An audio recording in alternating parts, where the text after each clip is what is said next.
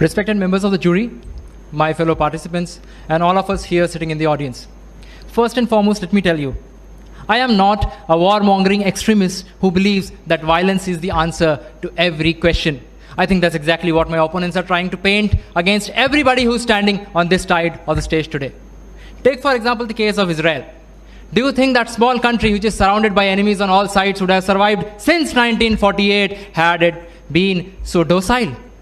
Take the case of United States. It goes away millions of miles despite being surrounded by two oceans and friendly countries, all the way to Afghanistan and Pakistan to find the root cause of terrorism and eliminate it there. Take the case of Russia.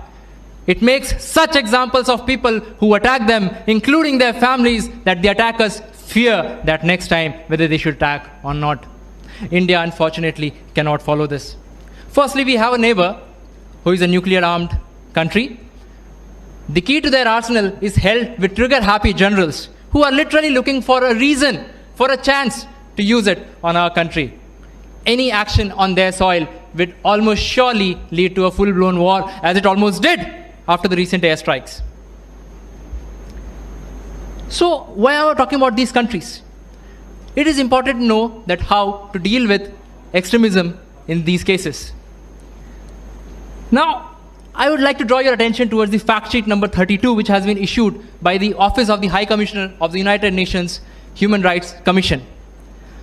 In 1994, the General Assembly there had a declaration wherein they defined terrorism, in which they have said that terrorism is also all those criminal acts which are designed to provoke or incite terror in the public for political reasons. They cannot be justified. I repeat, they cannot be justified even for any ethnic, political, ideological, or any reasons. Now, gentlemen, the people that we deal with every day, for example, in Jammu and Kashmir, they burn buses. They force innocent school children to join their causes. They pelt stones on the security forces. Each and everything of this act comes under the purview of the very definition of terrorism that is provided by the United Nations. So let's make it very clear, these are not innocent civilians that we are dealing with on a day-to-day basis. My opponent spoke about Article 370. Let me ask you, everybody in the audience, do you think without the massive deployment of force in the valley, Article 370 would have been a truth or a reality today? I don't think so. Do you think I should let people from just 5 districts of a country or 5 districts of a state hold an entire nation at ransom because of their vested interest? I don't think so. I ask the audience today, you tell me, as a company commander who has the responsibility of nearly 120 men under me, what answer do I give to the mother who asked me that why did I allow her child to be murdered by angry protesters?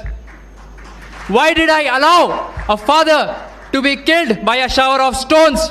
Or why did I allow a husband to die in vain during an anti-terror operation when civilians literally shielded the terrorists?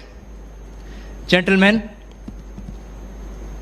the most important thing is everybody has got human rights, and that includes everybody who is in this uniform. Do you think that the day I wore this uniform, I let go of my human rights? I don't think so. I ask you, where were the human rights, or what human rights, you tell me, were Lieutenant Umar Fayaz and Rifleman Aurangzeb violating when they were abducted while on leave and brutally murdered, and their videos posted all over the internet for the world to watch?